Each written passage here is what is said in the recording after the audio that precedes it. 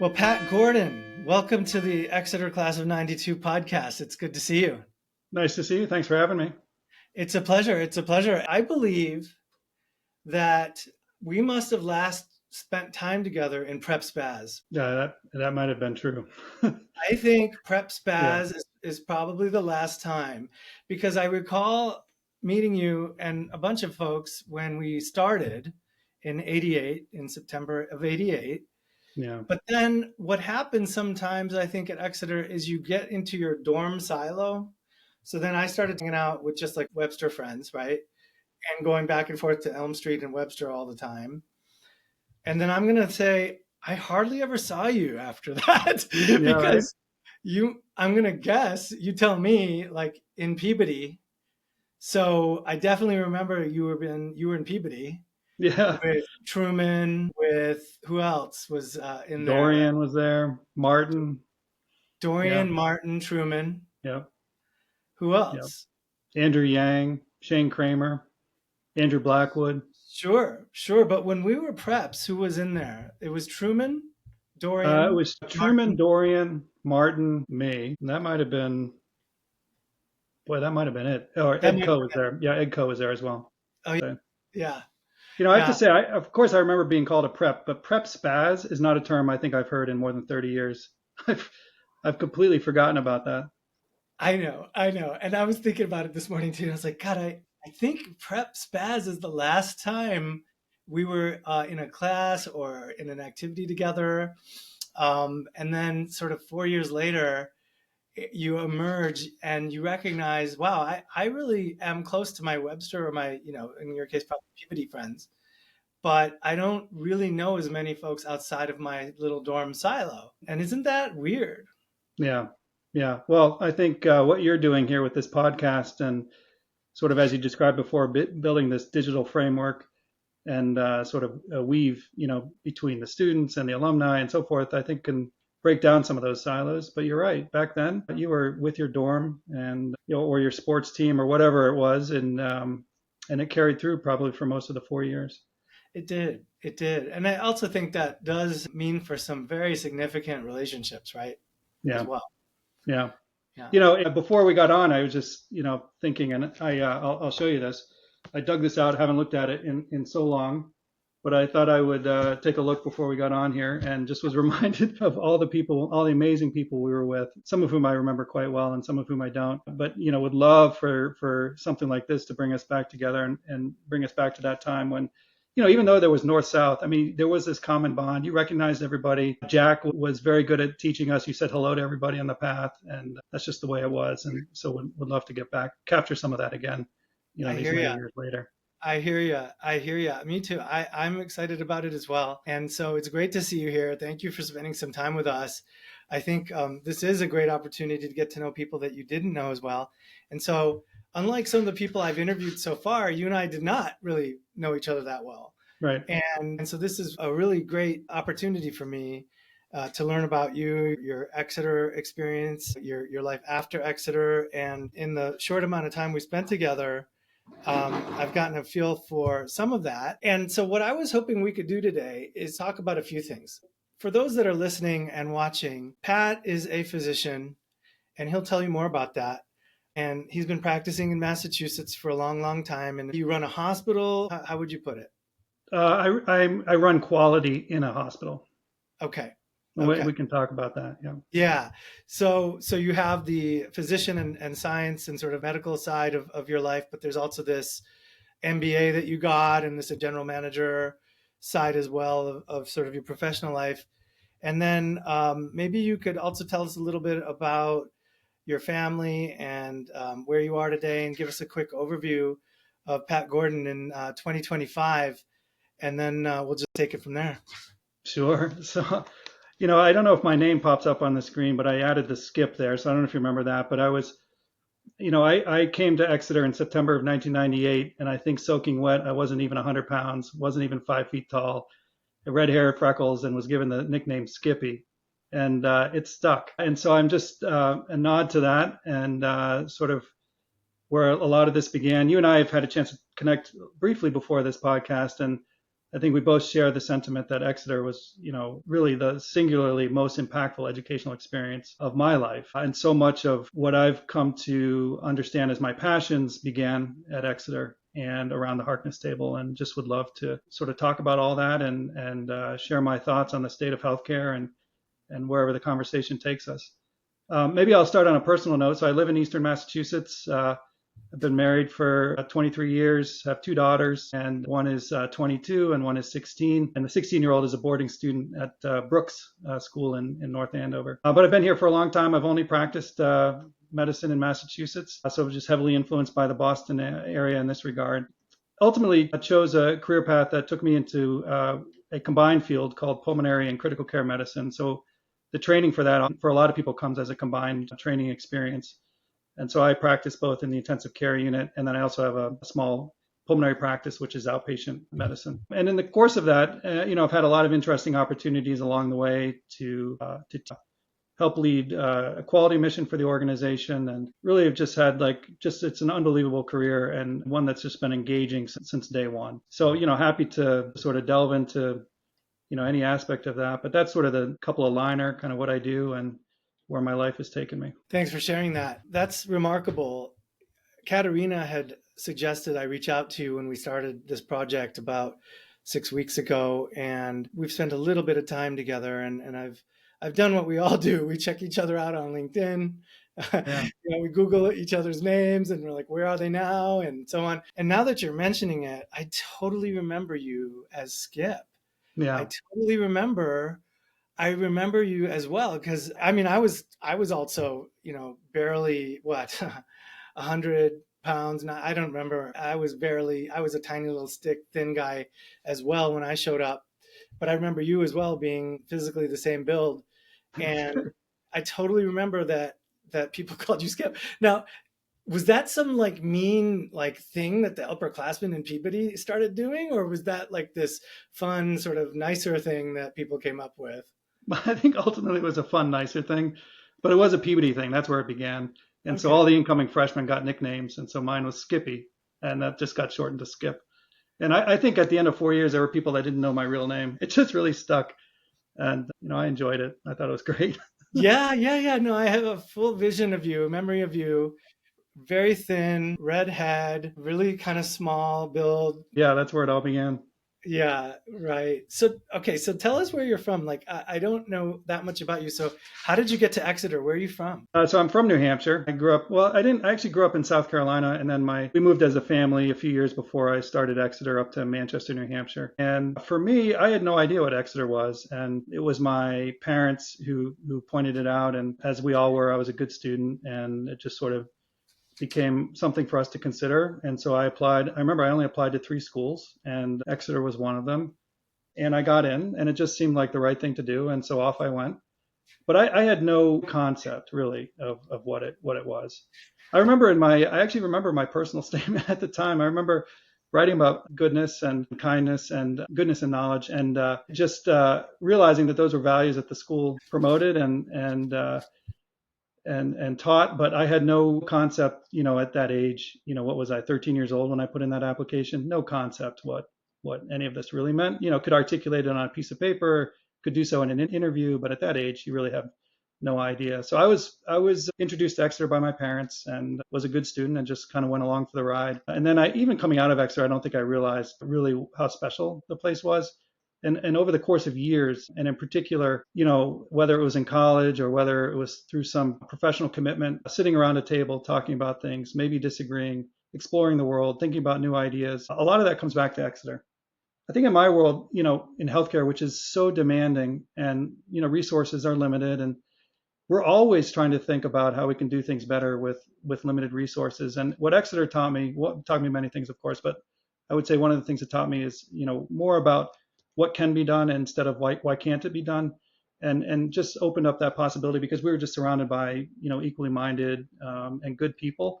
But when you're surrounded by it and you know nothing else, you don't realize how special it is. It was sort of my experience, and it took a life, a generation since we've been there to really reflect back and appreciate what an amazing experience that was. So true. That does resonate with me, Pat. I think I'm curious what it was like for you the first 5 or 10 years out. How did you feel about Exeter? Because I think I was very cynical after I left and burned out after 4 years. In some ways, 4 years is just a little too much of that intensity. Yeah, I think somewhat of a similar story. Sometimes I describe my college years as my adolescent years, even though my adolescent years were actually at Exeter. But it's somewhat of a similar story. But at the same time, too, I was one of these kids that knew I wanted to be a doctor. Again, at the time, not sure I could articulate the why, but just knew that that's what I wanted to do. And so, for me, a lot of the grind continued, for a number of years. And it wasn't until many, many years later that I sort of have had a chance to reflect on those early experiences. For me, the cynicism, to be quite honest, persisted through training. And so, back in the day, so I was an intern. So this was the first year out of medical school 25 years ago. And I don't know how much of our viewers are aware, but there used to be almost no rules around how many hours an intern could work. And that has since changed for the good. But it doesn't matter how compassionate some of these young physicians are. If you grind them to an unreasonable degree and have them work the hours that they work, the cynicism actually it worsens. It doesn't actually get better. You go into medicine because you want to practice compassionately and help take care of patients. That's the driver for all of us. And it's just sad to see that the institution itself can drive that out of you and really generate a very cynical young physician. And so for me, just amazing college experience, amazing medical school experience, and so forth. But it wasn't until I finished training that I actually realized the importance of this. And it was the first hospital I worked at. It's a community hospital in Cambridge, just an amazing place. And I sort of stumbled into it. And because actually I moonlighted there when I was a fellow. And so that was the sort of, you could work after hours, earn a little extra money. And so I got introduced to the place. I liked the people. I knew some of the people, and they had opportunity to teach residents. And I said, well, okay, that's where I want to work. And it really wasn't more than that. But I didn't understand what an amazing place that was, or maybe more specifically, like what an impact having an amazing mentor or a set of mentors can do. And especially for a young physician coming out of training with a lot of cynicism for the field.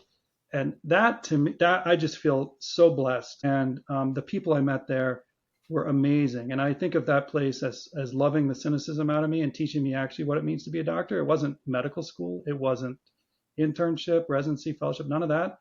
It was my first job. And working with people who actually understood what does it mean to have a doctor-patient relationship? What does it mean to commit to the profession? What does it mean to lean in? So when you're burned out and cynical, you tend not to lean in. You turn inward rather. But what does it mean to lean into that doctor-patient relationship, to take care of somebody over the course of years through the ups and downs? The ups are easy. Like when things are going great, no problem. When things aren't going great, it's challenging to continue to care for somebody. So in those circumstances, learn how to reach into that. And from that, I learned the power of compassion and just what it means to commit to this profession in a way that no way as a 13-year-old writing about goodness and knowledge, knowing I wanted to be a doctor, but writing about goodness and knowledge, just having no concept. So for me, my journey took many, many years. I mean, I think I wasn't, it would have been almost definitely 15, 20 years after graduating from Exeter that I start to really understand what cynicism can do to a career. And ironically, a career where you're in it for the exact opposite of cynicism. What do you think the source of the cynicism was for you? Was it like just being so tired and overworked? Yeah, very tired for sure. That was a big piece of it. So just unreasonable expectations of what people can do.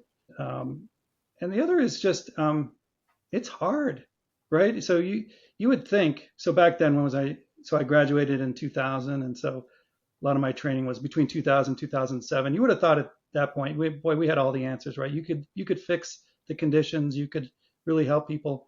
But the truth is, there are limits to medicine, still limits today, many of them, many more limits than there are solutions. And it's difficult to grasp that when you want to help and you're young and you don't have life experience. When we're doctors, we're like 25 years old and we have an MD. I mean, that's like crazy, right? You don't have the life experience to really understand the gravity of what that is. I think many people, at least maybe, or maybe I should speak for myself. And so, how do you at that age try to develop relationships with patients where you have to talk about limits of what can be done? That's not easy. Or you're in situations where the expectations far exceed what medicine can provide. That takes a lot of maturity to be able to navigate those waters. That's not easy. The duty hours and the expectations are not easy, and the pressure we place on ourselves, not easy. And I think that's the kind of mixture that can lead to cynicism and burnout in medicine in general. And so for me, it was mentors, just serendipity, just stumbled into that hospital in Cambridge, and it was the mentors that loved it out of me and helped me understand, gave me some perspective and helped me understand, how to grow a career and ultimately learn to really appreciate the privilege of taking care of patients. The compassion with which you speak about the doctor-patient relationship is so clear. It's just so emanating from you, Pat. It's beautiful.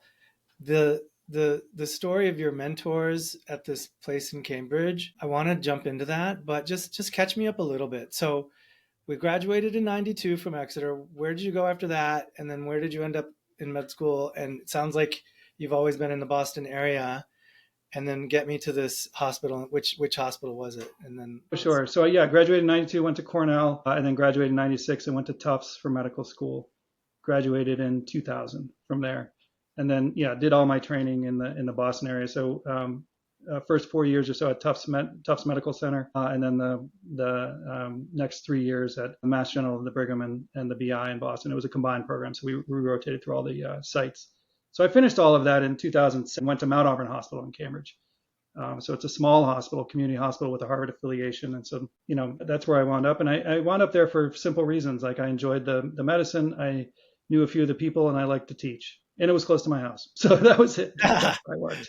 it's always about the commute in the end. Yeah. I'm curious then about this idea of mentorship. And I know that you're currently sponsoring an internship. An Exeter student comes and works with you every year. Let's talk more about that. But this idea that mentors love the cynicism out of you, what does that mean? Yeah. I mean, right. Well, so sort of like, the Exeter story, like when you're in it, you don't necessarily realize what you don't know. Through the course of my career, in particular after medical school, I didn't quite understand when I was in a situation where I did not have a mentor, and then ultimately where I did. And it was sort of after coming through all of that and sort of feeling like life has a full circle way of feeling. I've realized that in times when I did not have a mentor, which doesn't mean like, on a piece of paper, who's your mentor? Okay, you write down whoever it is that you're doing research with. So there were people, but like, no. Like, who are the people that actually care about who you are and where you want to go in life? And it's not as though people didn't. I've worked with just amazing people all along the way, but there's this match that has to happen for it to feel like a true mentoring relationship. And it's bidirectional. And it wasn't until I feel like I got to Mount Auburn where I realized, where I had that experience, multiple of those experiences, and came to appreciate it. Like, oh my goodness, there are physicians here who are not cynical. They're not burned out. They enjoy what they do, and they exude the joy, and it's infectious. So what's this all about? And you eventually learn what it's all about. It doesn't happen by accident. It's hard perhaps to describe what it means to commit to the profession of medicine, but there are elements to what sort of, I don't know if I'll call it successful, but happy physicians do that result in a fulfilling career. And so that's what I mean. I mean, these are people that took an interest in me. I, in turn, took an interest in them. We were part of a culture that promoted that. It normalized it. Whereas I feel like with a lot of my training, that wasn't so normalized. It was a little bit more, if you asked for help, you were weak. That kind of thing is out there. And so this Amalgamor was the complete opposite. And I just feel very fortunate about it. I will say I'm glad you referenced the internships. This year is actually going to be the first year, but I do want to give a nod to our classmate, Ann Rankin. And she's, I'm going to give her and you, the two of you, credit for why I'm doing this. So she, as we all know, has been a teacher there for many years. And oh, by the way, I think you should interview her for your podcast, because I think that perspective would be amazing. Oh gosh, wouldn't that be fun to talk to someone from my class who's been a teacher there? Yeah. And oh my goodness, that would be tremendous. So Anne, I hope you're listening, and please reach out and let's get you on the podcast. Yeah. Yeah. So she had this idea of creating a link between the students and this amazing alumni base that we have. And I would describe it as sort of mentoring opportunities. So I heard about it through Katerina, and I was like, that's a good idea, and it really resonated with me, maybe for some of the reasons we're talking about here. So I reached out, and oh, by the way, I'm the guy who's, I didn't come to any of the reunions. I've kept in touch with some people, but I haven't been super connected. So for me, this was like a reach back, and so I reached out to Anne, say, hey, I'm interested in helping you think about what this is. Sean Davis, Katerina, and I contributed a little bit, and uh, it created this. And eventually she said, well, would you like to host a student? And I said, well, that'd be great. So I'm going to do so this summer, and we're working together. I don't know yet who the student's going to be, but I had the opportunity to interview some finalists, and that was a lot of fun. I'm trying to guess what dorm they were in from their background, and connecting with the students on that level as well as their career interests. And so I'm looking forward to that, because now I can say that I'm in a place in my career where I feel like I do mentor others. And so much like I found it so engaging and necessary for me as a mentee to feel like I had a truly committed mentor, I feel the same. I have the same feelings when I'm in a position where I'm able to mentor somebody who's either in the career of medicine early in their career, or maybe a student who's thinking about medicine. So, I do it because it feels good, and it just brings fulfillment to my professional life. And it's very, very similar to taking care of a patient in a sense. It's like it's that human connection. People have desires and fears, and so the mentor mentee talk about that and work through it, much like we do as in the physician patient relationship. Is this a characteristic of being trained as a physician, that there's a kind of relationship between yourself and senior doctors? My wife's a pediatrician, and she says something about, I think you're gonna have to help me. It's like reach one, teach one. Oh, Maybe right. what is that? Right. Do one. No, see one, do one, teach one. See one, do one, teach one. What does Right. that mean? So that's referencing like learning a skill.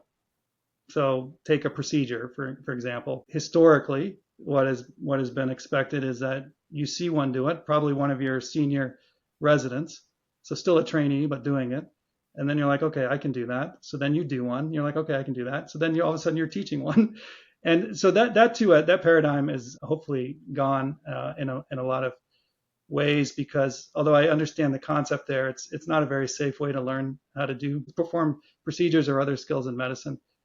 So even in the 25 years that I've been a physician, so much of medical education has changed, and now it's much more. There's much more appropriate supervision by your senior physicians, and less inappropriate independence like there was a generation ago or 2 generations ago. And so I think it's all for the better. It's safer, and then people, when you do see one, do one, teach one, you can sometimes and oftentimes perhaps learn bad habits and just don't realize it.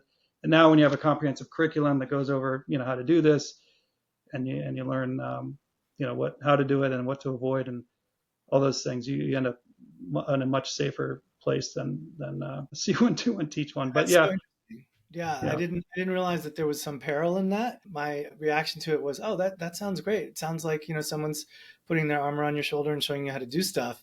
But to your point, you're saying that things have really changed. And so how have they changed? just much more so in the world of graduate medical education. So that's the stage of you've finished medical school, you're a trainee, so you're either an intern, a resident, or a fellow. So graduate medical education now involves significant more supervision of the trainees than it historically had done, more so than my generation, and certainly more so than the generation before me. So now it's like it's very tricky space, because as a trainee, you're by definition not practicing independently. You don't have an independent license to practice medicine. So you're practicing medicine under the tutelage of somebody who does have a license to practice independently. And so supervision is being provided, which is appropriate. And yet, at the end of your training, you need to be an independently practicing physician. So how does that all happen? What's the magic there? What's in the secret sauce? So sometimes when I'm helping to interview for students who are interested in doing their training with us, they'll ask about this. They'll ask about, well, how much independence do I get? And so I love to turn the question on them. I say, okay, day one of internship, how much independence do you want? And inevitably they're like, well, nothing. I don't want any independence. I'm like, that's right. And then likewise on the final day of your training, how much independence do you want? I want it all, because I'm about to launch into the world. And so those of us in this GME or graduate medical education space spend a lot of time thinking about this concept of independence and supervision. And I think nowadays there's a lot more upfront, for sure, supervision, which is appropriate. And in times past, that wasn't the case always. And so I think it's a much safer situation now than in times past. But like medical education has evolved quite a bit. But I will say that I feel strongly that relationship between trainee and then independent physician, we often call them attending physicians, in the end, in my view, is the best medicine. You actually want to introduce the student and the trainee and have them partner with the attending physician to provide the care, because it's in that environment that there's like very healthy discourse. There's rounds. There is no echo chamber. It's not like, practicing without the opportunity to talk about the patient. That's what you do because that's part of their training and that's just the culture.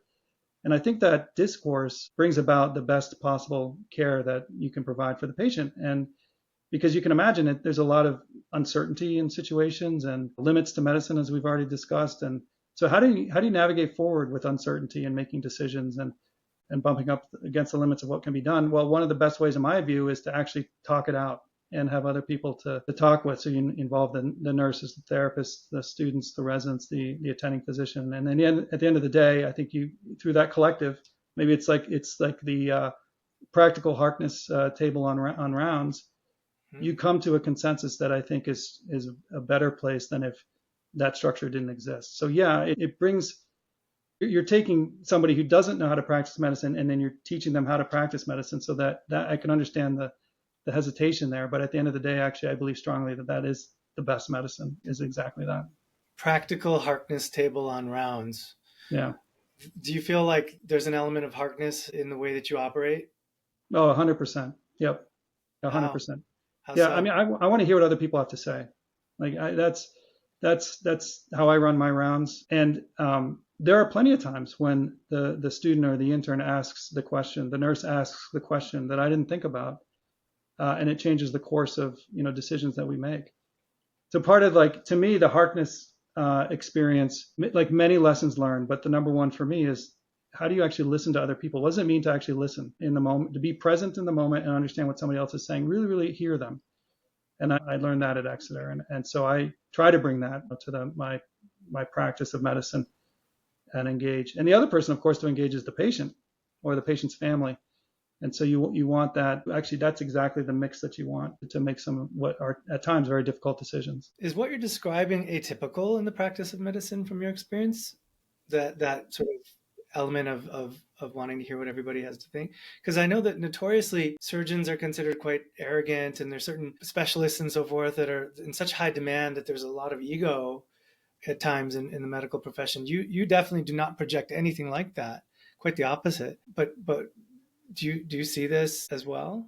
Yeah, I mean, I would say I've been blessed. I mean, I've worked with so many amazing people that, for the most part, I would say people are listening. And perhaps in terms of my life after Exeter, I continued to learn this lesson just from watching other people and sort of built it into my own practice or way of approaching patient care. But I hear what you're saying. I mean, I would say I've always worked in a teaching organization where you had this. That's just what you did. There was no other choice. You worked with residents, you worked with students, and you included them on rounds. Not every hospital is a teaching hospital, but even so, at so-called non-teaching hospitals, there's still a team, right? There's a physician, there's consultants, there's a nurse, there's a therapist, there's the family, there's the patient. So that still exists. And so I think even outside of classic teaching institutions, that is often how medicine is practiced. But we're all also slightly different, and so people take that and run with it in the different degrees. Is there training around how to have those conversations provided?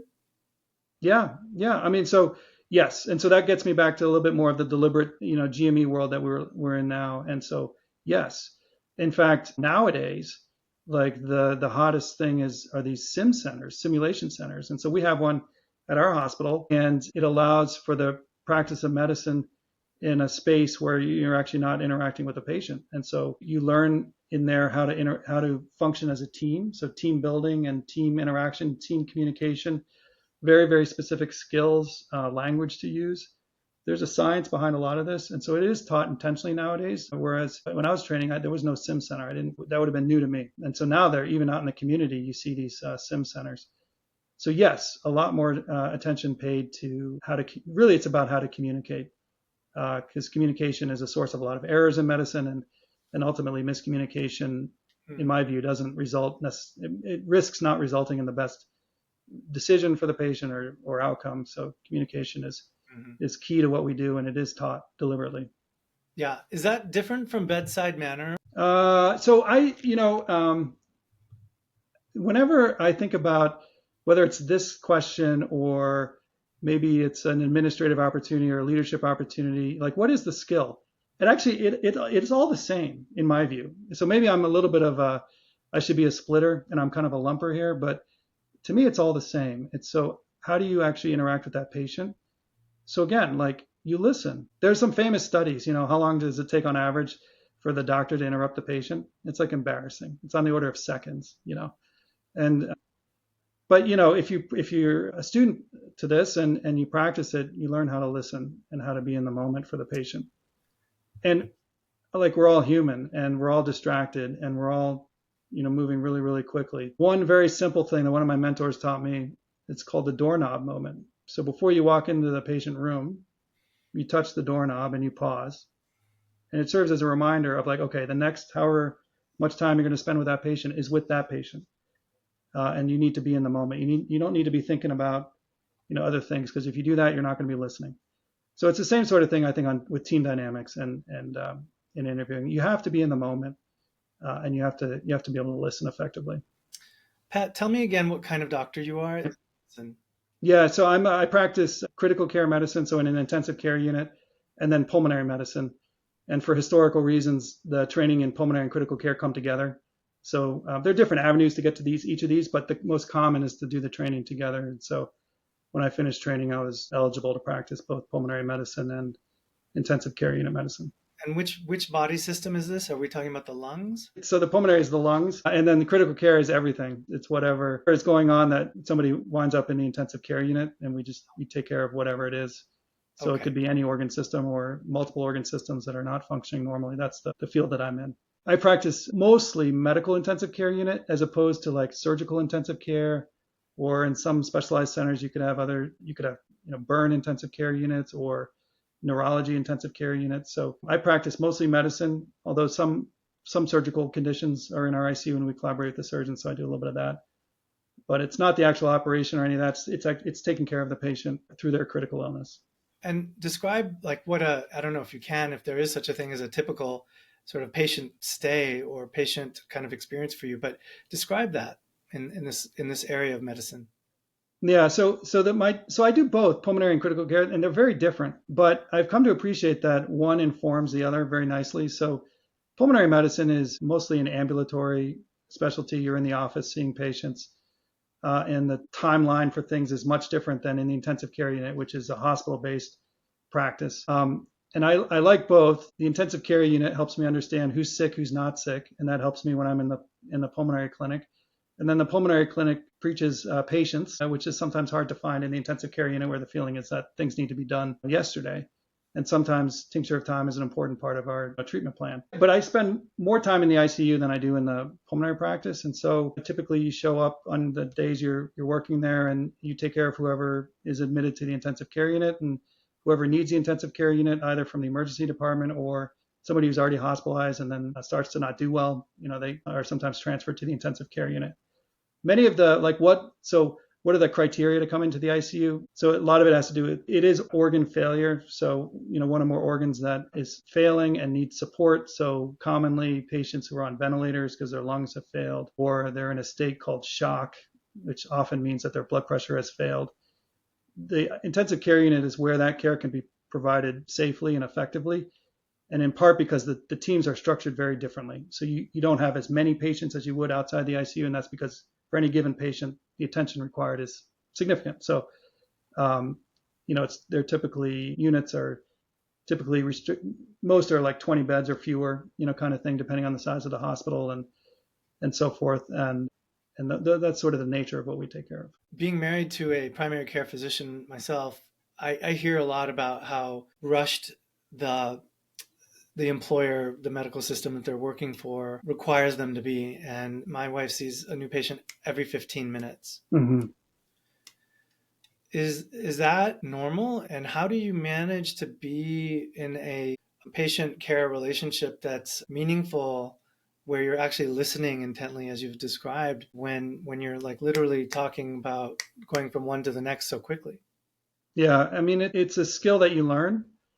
And again, my experience in the pulmonary clinic is very different than my experience in the intensive care unit. So in the pulmonary clinic, it is very much like every 20 or every 40, depending on new patient follow-up, that sort of thing. So there are visits, and you just have to march through the day. So the skills that I use in that setting are different than in the intensive care unit, which is there's a shift that you're there for, but for a given patient, there might be one patient you spend an hour with, and then another patient you spend 30 minutes with. And so the way I look at the intensive care units, it's to me, it's like whatever that patient needs, whatever that family needs, that's what I'm going to dedicate. And I'm not on the 20/40 clock or the 15-minute clock that your wife is experiencing. It's just it's a different space, and then the patients have different needs. What is the skill that you call upon to be able to listen with that sense of heartness when you're being rushed through your day on 15 or 20-minute intervals? How do you do it? It just so there's a lot of burnout in medicine, right? And for many reasons, one of which is this production pressure that you described. And I feel it too. There's no singular antidote to the burnout issue, and it's a complicated one. And I'm happy to actually listening to Megan's podcast got me thinking about wondering whether, in some respects, burnout was a reflection of grief or a reflection of trauma that providers have experienced. One piece of wisdom from a mentor, and I've come to appreciate that there are quite a few physicians out there who understand this and believe this, is that actually you lean in. I think that the risk here is that you sort of look at your day as like task oriented. I got to get through the next 15-minute appointment onto the next task, which is the next 15-minute appointment, and things become transactional, and that's not a very fulfilling profession. But lean in and listen, and you actually end up, I think, getting much more out of the experience and the relationship than if you otherwise, hadn't done that. But that's a leap of faith, right? Because it means, you know what, I got a 20-minute visit. I might take 35 minutes with this patient, which means I'm going to be late for the next one. Patients appreciate it in the moment. And actually, if they also know like which physicians listen and which don't, like 100%. And so when I'm late for the next one, if I've got that relationship with the patient, they understand. They're not upset. They get it because they know when I'm with them, I listen to them. Look, I'm a work in progress. This is not like an easy thing, and I feel like I'm describing it as if it's like this is the solution. It's not. You have to there is skill, so it's a science, but there's also an art to this. But I've come to appreciate that. That's for me. That's how I get through the day. Part of listening, it's so simple, and I experience this more strongly in the intensive care unit than I do in the pulmonary clinic. It's answer their questions. Mm-hmm. I mean, that's it. Like, and there's time management, so there is that practical aspect. I'm not spending 6 hours with a patient, but within some reason, answer their questions because they're there with questions, and there is no like good question, bad question. There are simply questions, and they're concerned about something, and they're fearful for whatever it is, and so I answer them. And I've just come to realize that actually that to me that brings joy and meaning to what I do, and doesn't mean I'm late for the next patient. It sometimes does. The other thing I realize, I joke with the residents a lot. You'll have a bad day and like, just things are like out of control and not things are not happening in a linear fashion and like multiple emergencies and all this. I just take a deep breath. I said, look, I've been doing this a long time. I've never seen a day not come to an end. Like I've never seen a shift not come to an end. Like we will get through this. Just like you have to have faith in that. But when you're early in your career and like getting back to like those moments where you don't have mentors, I'm sure that like I had plenty of colleagues who are like way more mature than I was, and they got it. And I didn't get it. It took me quite a while and to have the right mentorship and some of those experiences to get it. But it is true. Like you'll get through the day. I've never seen a day not. I've always gotten through every single shift, no matter how bad or difficult they are. So these are sort of the pearls of wisdom, I think, for young physicians in the career of medicine. You really strike me as being like very warm, kind, caring, and empathetic. I think you also strike me as being just like a really great mentor to others because you've been mentored and you're paying it back that way. What did you learn, if there's one or two things from your mentors that sticks with you today? So it's the lean in idea for sure. which it's not like wasn't evident to me at least. So like get engaged with the situation. And so there is a difficult decision. Help the patient make a decision. There is a difficult conversation. Lead the difficult conversation. So just lean into those. So that was one. Another one. So maybe I'll go on a different tangent here, but one of my mentors was fond of saying, "You can't not teach." Right? That was his saying. And really what he was getting at was to go back to the Latin root for doctor is teacher. And so it is what we do. We teach. We teach our patients mostly. When you talk about physicians teaching, you often think about students and residents, and that's all true. But most of the teaching we do is to our patients. And so this idea that we are teachers, and so sometimes I look at, a patient encounter or office visit or patient in the ICU through that lens that we're here to teach. And that I enjoy it because then that brings up a whole other set of like feelings, like what does it mean to teach and what's the joy in teaching? So we as physicians, we can't not teach. That is what we do. You mentioned that you often handle older people in your practice and you lose them. Mm-hmm. What's that like for you? Yeah. Yeah. So again, it's like different depending on the practice. The pulmonary and ICU is a very interesting mix. The pulmonary practice, typically the story is it may be somebody I've taken care of for years, and then they die. And sometimes I learn about it because they just don't show up to the appointment. So it's not like I necessarily get a broadcast that patient has died. And so, sometimes I reach out to the family or call them if, just because you feel, or at least I feel like you're just left with, well, wait a minute, we had this relationship and now it's gone. And it just doesn't feel like we should just end it there. So try to have some closure there. Death and dying in the intensive care unit is typically different. It's often it's usually a patient I don't know. Sometimes one of my patients will wind up in the ICU, but usually it's a patient I don't know. And in a very short period of time, in a very intense way, you have to develop a relationship with that family and with that patient. And in circumstances where we can see as the treating team that like things aren't going well and we're reaching the limits of what can reasonably be offered by medicine, we often have these conversations. To me, what we're talking about is painful just as a human to acknowledge that. But what is like unbelievable fulfilling for me is that connection during these meetings. And these meetings, sometimes they call them family meetings or goals of care meetings, are like unbelievably meaningful because it doesn't get more striking than that, and which is really the ultimate conversation about end of life and how do we do this together? How do we talk about it? And there's a lot we could talk about in that, but those are intense. Now, like what we probably don't do such a great job in the intensive care unit is that, if a patient passes, you still have other patients you need to take care of, many of whom are just as ill as the patient who just passed. And so we tend to compartmentalize and move on. And I don't think we grieve like we should. Mm-hmm. And sometimes we take stock of that. In the ICU, we talk about things. There are structured ways in the field of medicine. One thing is called Schwartz rounds, which is this whole other thing, but hospitals can host so-called Schwartz rounds to talk about difficult aspects of providing care, one of which is death and dying. And so we do process this to some extent and in very structured ways, but I don't think we process it nearly to the extent that we need to. How did the conversation we had the other day with Megan strike you in that regard? Yeah, I mean, I was really, I'm blown away by the work that she's doing. It really resonated with me. The first thing I thought about was the COVID pandemic, because at the time I was the medical director of the intensive care unit at the community hospital in the state that was hit the hardest, because we provide care for an underserved community.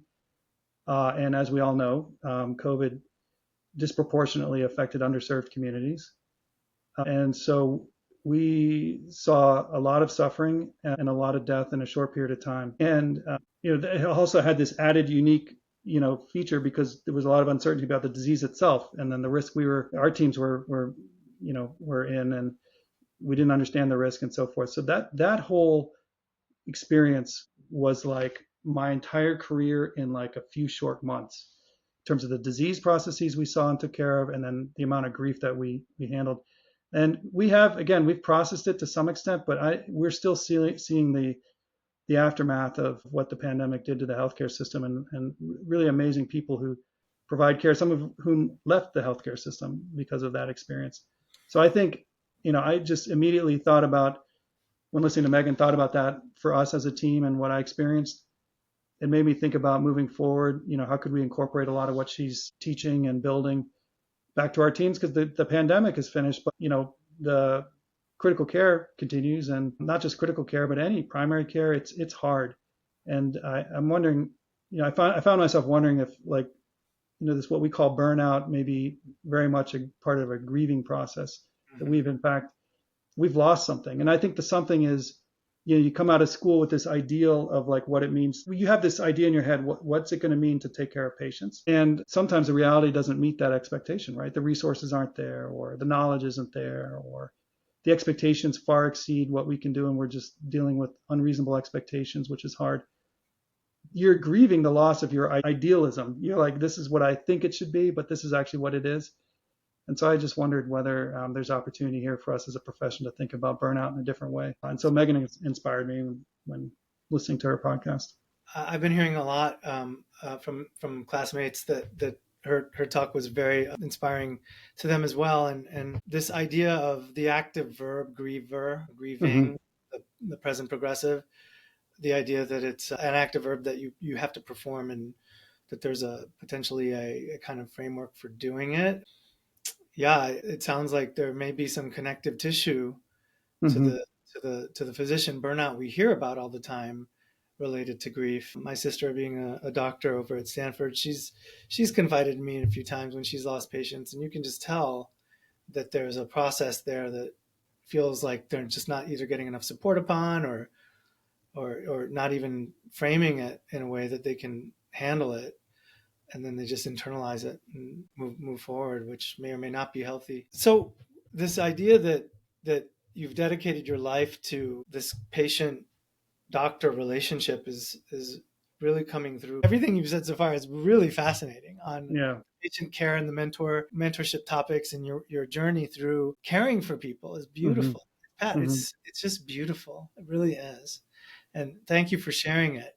It gives me a lot of optimism about doctors. So Pat, do you feel like systematically though, at a like very systemic level, the for-profit motive in healthcare is a good or a bad thing in terms of providing outcomes? Oh, I've never worked for a for-profit, and I know some of the ones in the area that are very, very good.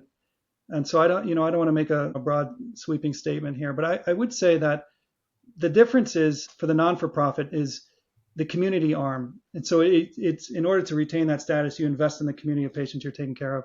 And that's not necessarily the business model, or at least as much of that in the for-profit healthcare sector. So to me, it makes sense. And we're not beholden to the shareholders. We're beholden to the community of patients we take care of. It just, that resonates with me. And, a for-profit way of thinking about things does not resonate as well with me. But that's me. And I think that I know there's a lot of for-profit in the healthcare industry, and a lot of great people and a lot of great organizations providing good care. But for me, I've always been in the non-for-profit world, Right, and see right. that investment as being really important. I'm just curious if you've ever thought to look at, or if maybe you've spent time on looking at the Canadian system versus the US system, or the system in Great Britain versus the US system. Have you ever compared the two? No, I mean, I've not actually done the deep dive, to be quite honest. I suspect it's a situation where we each have something to learn from the other. And again, if there was a mega Harkness table out there, we'd all sit down and figure that out. Yeah, I mean, we have the healthcare system that we have, but it's so complicated, and like, even like trying to identify who's the customer, right, in healthcare. If you Yeah, go to Best Buy to buy a TV, it's clear who the customer is.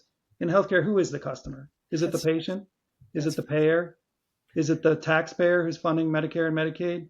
Is it the hospital? Is it the clinic? Is it the health system? Is it the government? Who is it? And we can't even answer that question, to be quite frank. And so it's amazing that we're able to do what we're doing now in healthcare, but there's no way that this is a sustainable road that we're on. Uh, but I have to say that I suspect society at some point is going to make some fundamental decisions around funding of healthcare, and where we're going. that is such a great question. Such an excellent framing of the actual root problem. I've never heard that before. The idea of who's the customer is the first question we ask in startups. Who's the customer? And when you're a marketer, the first question you ask is, who is the audience? What message will resonate with that audience to get them to buy, right? The That's thing, right. whatever the thing is, the widget. I never thought of it like this. The idea that who is the customer is such a confusing question in healthcare stands to me like such an incredibly, I guess, metaphor for how effed up it really is. No, it really is. It makes no sense. And it's like, and I only, my knowledge is to a point of, sort of how we got here, but here we are and, moving forward. But yeah, again, I anticipate that in our lifetime, it's hard for me to imagine it won't, but there need to be fundamental changes in how we think about the business model, if you will. What do you think is the moment that we're going to hit? Like, what happens when there's a systematic change to things or that drives that change? Yeah.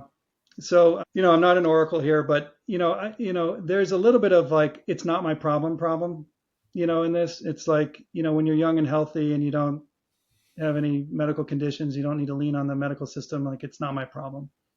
But as the country ages and, gets sicker, and all of a sudden the proportion of our society that actually needs the healthcare system grows. And so I wonder if at some point it just becomes like this critical mass of people who actually realize, this matters, and I can't afford this, or I don't have access to this, and it doesn't make sense.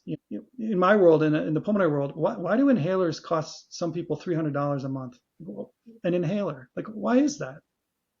And so, I just wonder whether we just get to a point where it's from the voting block perspective, it's just a numbers thing, and enough people who really need, for whom it really matters, decide to vote and to change the trajectory. I think it's going to take stuff like that. Do you have any perspective? Like, I'm curious about why there's a part of this country that is so against the idea of Obamacare.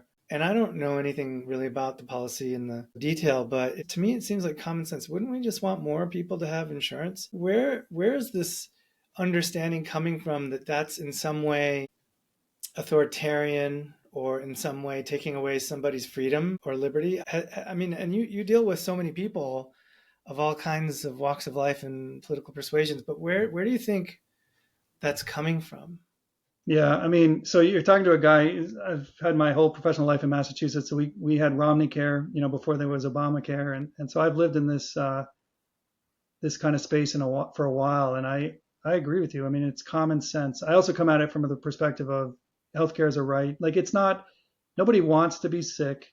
Nobody wants to be in the hospital. And why should something like that result in bankruptcy? Like, does that really make sense? Because at the end of the day, we are all susceptible to disease and suffering. There isn't any one of us who's immune to it. So that's where I'm coming from on this. And I guess the systems are entrenched, and the insurance system is structured in a certain way with certain financial incentives, and we also are a country where it's very much like pull yourself up by your bootstraps, kind of mentality. So I'm sure over years that's just sort of what it has become. And to change that, it's just the momentum here is just enormous, right? So the train is like 10 miles long and it's moving 1 mile an hour, but you're not going to stop that train very easily. It's the same thing. I think the number of people who have invested financial investment in how things are structured are many. So maybe in addition to like this idea of like, well, what would it take to change, that maybe there's a critical mass out there, voting mass. But I actually wonder if there needs to be a visionary, somebody who can actually articulate, who understands, like wicked smart, understands all this, can articulate it in a way that makes it real for people. And, Obama and Obamacare was one such moment for us, but, it evolved it to a point. And we're still left with some of these fundamental questions that we don't have, but we probably need some visionaries to help us think about, what the future could Yeah, look like. it is such a complicated question, and you're brave to even try to frame it or try to even begin to answer that. And I appreciate you and the humility as well in terms of giving it a shot.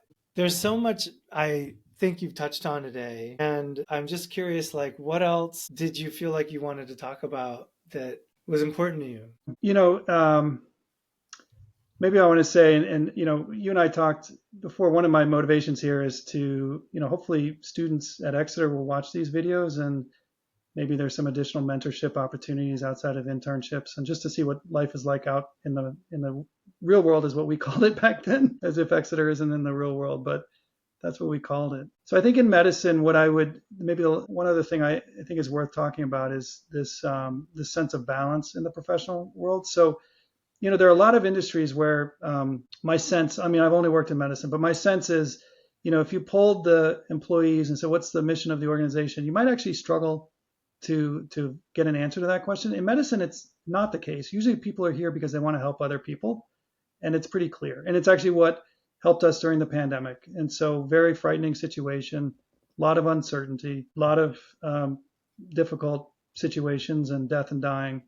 And yet people came to work and they did it and they went into those rooms and they took care of patients. And that's just because that's what we do. But there is a risk to that, which I think is that people can overcommit and can sort of feel like, I don't know if taking advantage of is the right term here, but this idea that you can actually commit so much to the profession that you lose sight of the rest of your life. And so how do we as a profession kind of think about that? There's some inconsistencies in some of what I've been sharing, which is, earlier we talked about this idea of like, when in doubt, lean in, engage with that difficult situation. As a physician, often will get more out of it than what is taken out of you. And I think that's true, but that's true to like a point. And there can come a point where people commit so much to the profession that they just lose sight of themselves. And so this idea of, it's often called work-life balance, but how do you think about that is an important topic for physicians to think about and students who are thinking about the profession of medicine. And I think we're better at it in some ways than we were before. The time before was, if you hung out your own shingle and there was like no call system, like that was your life and your whole family knew it. And that's just the way it was. I don't think there were these other production pressures at the time. So I think it all just sort of worked out. But nowadays with the production pressure and so forth and medicine and all the expectations, it can be an all consuming profession. And so how do you guard against that? And so, it's something that any physician thinks about. But you just have to be you got to find that something, you got to do something. And so it's family, it's exercise, it's both, it's a hobby, you got to turn it off, you got to lean on your colleagues, you go on vacation, all these sorts of things. Yeah. But there's real risk here for the providers. Yeah. For sure. It's an intense profession, isn't it? How do you relax? Like, what do you do? Just shifting gears here for the last few minutes. What do you do to manage it? Yeah, so a lot of family time. So just great family and spending time. And now the kids are older, so they were fun all along, but they're really fun when they can joke with you and you can hang out with them. My older one is a Boston sports fanatic, so we watch a lot of sports, gone to some games, and it's been great. So I definitely leaning on the family. It's interesting to have a spouse who's in medicine too, so we share with each other, and I think it helps. And like we have an insight into each other's worlds. We practice different fields, but insight into each other's worlds that otherwise, two non-physician household may not function that way. So I do lean on that. But otherwise, like, there's no one size fits all. For me, exercise is really important. So come home, and now that they're of the age where we don't, have to take care of them minute to minute, like the first thing I'll do is exercise. That's it. Yeah. Doesn't matter what's going on. And, I'm like reasonable about it. Who doesn't have half an hour, 40 minutes in a day? So if you look at it that way, most of us do. So you just have to make that a priority and make it a habit and learn how to turn it off. What do you do? It's always going to be there the next day, 100%, whether you stay up to midnight or you don't. I know what you mean. But what do you do? What do you do? Is there a sport or an activity? I've had different ones over the years. My latest is I like to mountain bike, so I got into that relatively recently. A lot of fun. I don't have a fat tire bike, so this time of year I'm on the stationary bike downstairs. Can't wait for the snow to melt and get out there. But that's a lot of fun. Get you outside. I enjoy it more than running. It's really great. But I've played golf off and on over the years. I did not grow up playing golf. I took it on after I finished training because it looked like fun. It is fun. I golf and I hang out with friends. And so Pat, this has been so interesting and so cool. There's like a lot you have to give.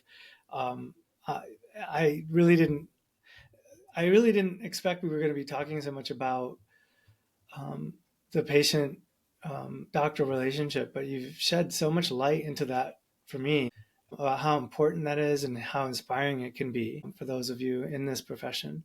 I admire that. I really I respect and admire that. When you're a marketer trying to sell software to people or to companies, right? It's sort of like, it's hard to find a redeeming quality, about this sometimes. And so, I mean, I think if I didn't love storytelling so much, I think I would probably have to do something different. But I would love to hear from you if there was one Exeter person in Exeter history from the past, the present, with us or not with us. Who is that person that you would want to have dinner with? So I would go back and I'd want to have dinner with Mr. Tremalo. So, I think I had English with him as a senior, and I was very much the quiet kid in the class for sure, and didn't speak up a whole lot. And one day, at the end of class, he said, "Pat, you're going to read Ecclesiastes and come back to us and tell us what that's all about." Right? So I grew up Catholic, but actually I've never read the Bible. Ecclesiastes was the first book I read in its entirety. So then, of course, like I had to go back and give some sort of, I forget what we were reading at the time, and I had to give some sort of description or update. That has stuck with me. That seems like such, like on the surface, a silly thing. It's like all he did was ask me to do an assignment. But what he did was, I'm pretty sure he chose me because I didn't say a whole lot in that class. And it gave me an opportunity to speak and share my thoughts. And it just so happens that the book of Ecclesiastes, I think, is like tremendous wisdom. And in some respects, it's true in healthcare. Like there's nothing new here under the sun. So it has just stuck with me all these years later that he asked me to do that. And he was a revered, teacher. And I would love to have dinner with him at this stage in my career and just understand what it meant to him to have a student teacher relationship, what it meant to him to teach. What did he see and why did he ask me to do that? I never asked him that. I would love to have dinner with him. That's brilliant. Are there any other Exeter traditions or memories that stick with you? I mean, just the sports, the whole thing. No, I'm just thinking here, the Harkness table. So, I mean, we've talked about that, but that is like a very unique situation.